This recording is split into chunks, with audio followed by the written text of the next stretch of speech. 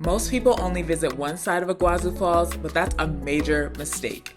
The Argentina side offers something Brazil doesn't, and today we're comparing which side is better.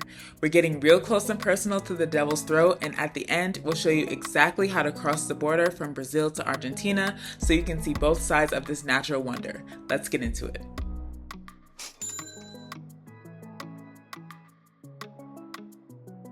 Buenos dias. We are here. We are at Iguazu Falls, but we're at the Argentinian side now. So I'm really excited to compare the difference to see how they, see what vibes they give. So one thing you have to note is we're staying on the Brazil side. Whether you're going to be on the Brazil side and then just commute over to the Argentina side for the day, you're definitely going to need to have a plan. We're going to address that either at the end of this video or in a separate video just so you can work out exactly what you need to do to get here. But now that we've got that out the way, we are here, we're ready to go, so let's go explore and see what it has to offer. Yes, there are a lot of people here already. It is a beautiful day, I can't blame them, so I'm trying to get ahead of the crowd. Let's go. Let's go.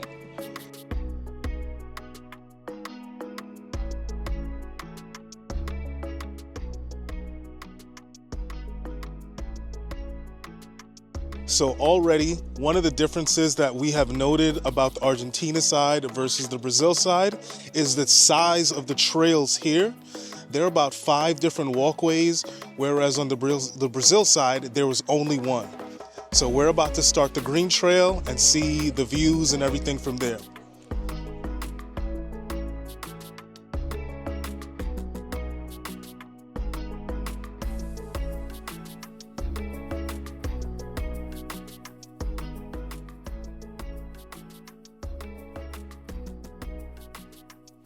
The green trail is the shortest trail here on the Argentinian side of the Iguazu Falls, and it's just kind of like an intermediary stopping point.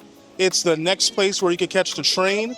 What we noticed was most people went there to catch the train to Devil's Throat, but the line was really long. We went from there to the upper trail so that we can just kind of start getting some exercise in and get our first view of the falls. And it's only a short distance away, maybe about another 5-10-minute walk from the green trail over to the upper trail.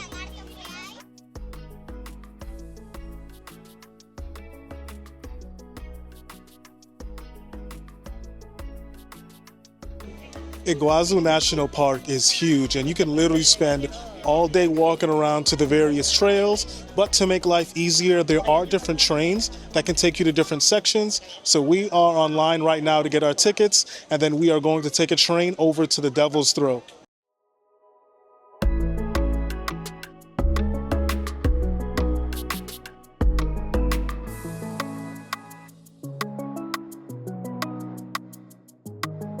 Right now we're on the train and it's going to take us to the next part of the trail. We're hoping it brings us a little closer to the Devil's, what is it called? Devil's Throat. The Devil's Throat. I was going to say the Devil's Mouth, whatever. Yeah. So I hope it brings us closer there, because if not, it's going to be a really long walk. But right now, this has been a nice reprieve from all the walking. And even though the temperature isn't like blazing today, it's still hot. So I'm grateful for the shade. It's not too bad though.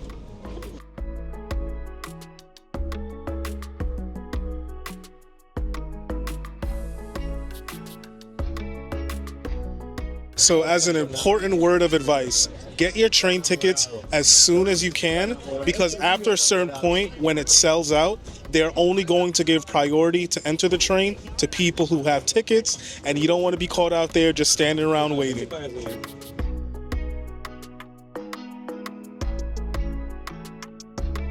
So the train ride takes about 10 to 15 minutes, and now we are walking over to the next part of the trail, the Devil's Throat, or the Garganta de Diablo. Don't mind my Spanish pronunciation, please.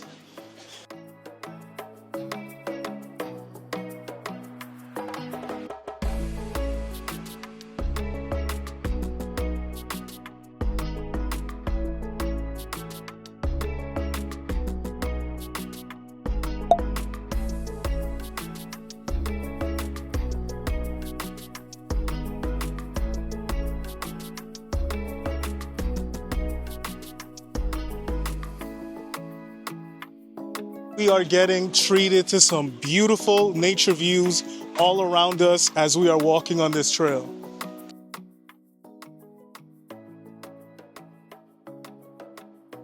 Because Iguazu Falls gets packed, we visited in September and we're convinced it's one of the best months to come here. The weather is nice, the crowds are bearable, and we had way more time at the viewpoints instead of waiting on long lines. If I were you, I would avoid visiting during peak season and aim for September or October. So far, this has been the most crowded and populated area, but I can see why. This area is so stunning. It's like the mouth of where all the waterfalls are meeting up, and they're all just pouring out from here. Let me show you in 3, 2, and 1.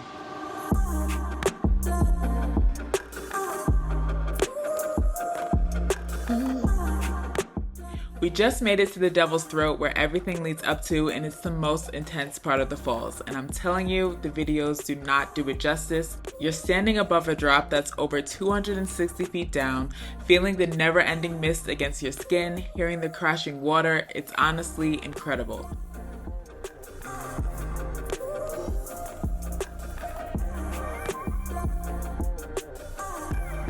When you're admiring it, you cannot help but to appreciate nature and how powerful it is. Finally made it. This is easily the best viewpoint on both sides. I don't know. It's a little early to tell, but we'll vote at the end of the video. But this viewpoint is absolutely stunning and amazing. This really is the best experience. And the power of this water, there's so much energy flowing. It's just stunning to see. There's no words, honestly. Speechless. If this is the kind of content you'd like to see from us, take a second to like this video and subscribe, and let us know in the comments if you want to visit the Brazil side or the Argentina side of the falls.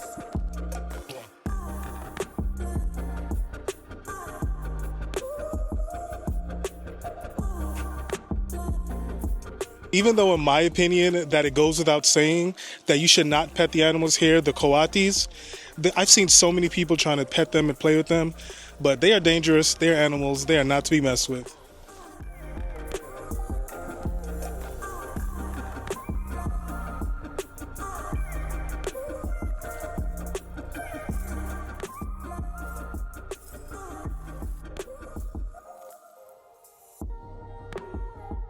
So just 2 minutes after walking on the upper trail, you're able to see your first view of the Argentinian lookout point that we were pointing out yesterday when we were on the Brazil side. And the fact that we're over here right now is incredible. And we're not even super close yet, but it still looks beautiful. At the end of this video, we'll show you exactly how to cross the border from Brazil into Argentina to make the trip as easy as possible. So this area on the upper circuit is literally right by where we passed by on the boat when we did the boat ride on the Brazil side.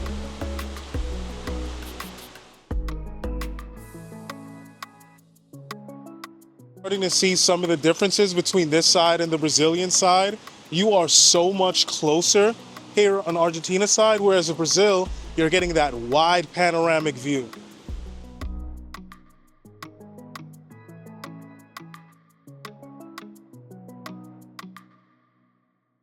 This side, I like it a little bit more so far. It is a lot more open. You feel the nature so much more, whereas on the Brazil side, there are kind of trees all over, and then there's only a reprieve really at the viewpoints. But here, you could just feel the openness. It's a little bit better over here so far.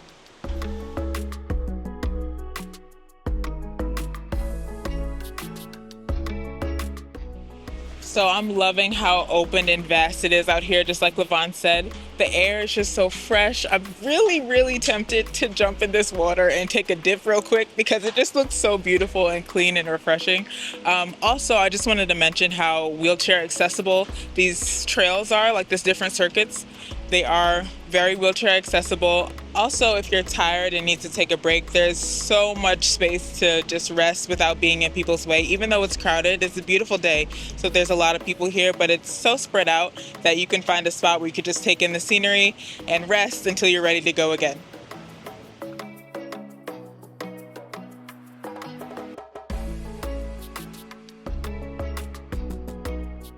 We officially made it to the Argentina side. We got to the spot where we saw the flag. Yesterday we were down there on the boats looking at it, but it's really nice seeing it up and close and personal. It's now I can finally say that I've been to Argentina. I have proof now, so it's really cool.